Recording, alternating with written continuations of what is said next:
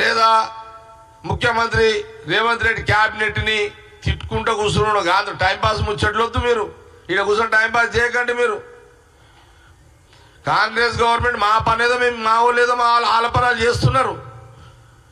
మీరు తెలంగాణ ప్రజలకు మీరు 8 మంది ఎంపీలు తెలంగాణ నుంచి ఉన్నారు, బీజేపీకి గెలిపించారు. మీరెందుకు ఇక్కడికి ఐటీఐఆర్ని తీసుకొచ్చి తెలంగాణకు గిఫ్ట్ ఇవ్వదలుచుకో ఎందుకు ఇవ్వరు అని ప్రశ్నిస్తున్నది తెలంగాణ సమాజం పక్షాన నేను ప్రశ్నిస్తున్నాను బీజేపీ ప్రభుత్వాన్ని.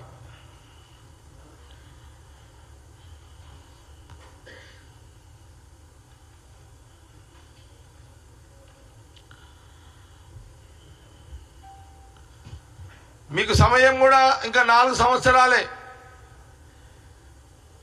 పొద్దున్న లేసా పొద్దు దాకా కాంగ్రెస్ గవర్నమెంట్ మీద ఏ రకమైన విమర్శ చేయాలనే ప్రయత్నాలే తప్పితే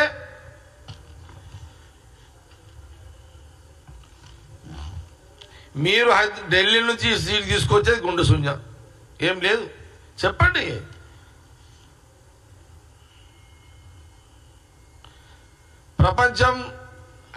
ప్రపంచ స్థాయి ఐటీ రంగంలో హైదరాబాద్ తెలంగాణని ఎన్ని రకాలుగా అభివృద్ధి తీసుకెళ్ళా ఆ టైప్లో తీసుకెళ్లడం జరుగుతున్నది.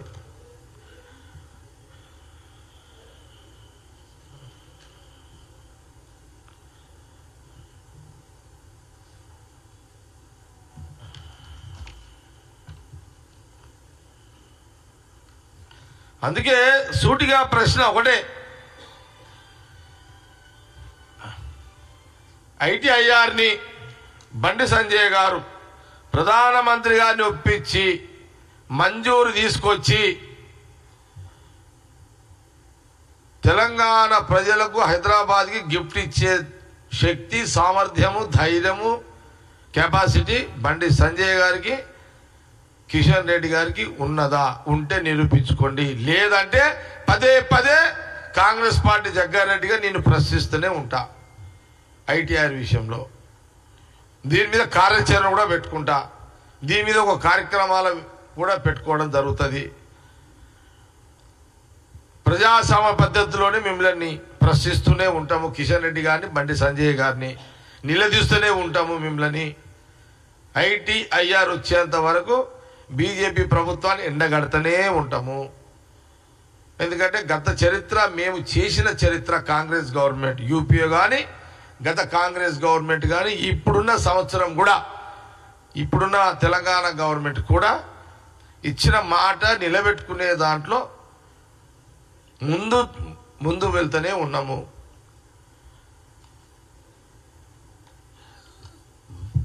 కాబట్టి ఇది మీడియా ద్వారా బీజేపీ ప్రభుత్వాన్ని నేను ప్రశ్నించడం జరుగుతుంది.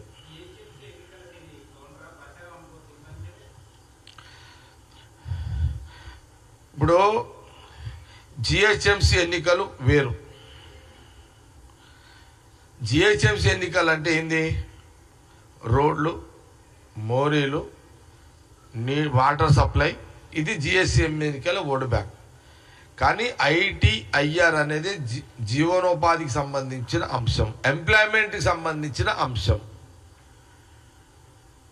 ఈ ఐటీఐఆర్ రావడం వల్ల 15 లక్షల మందికి డైరెక్ట్గా, 35 లక్షల మందికి ఇండైరెక్ట్గా ఉద్యోగ అవకాశాలు, ఉద్యోగ భద్రత ఉంటుంది అనే దాంట్లోనే ఐటీఐఆర్ తీసుకురావాలని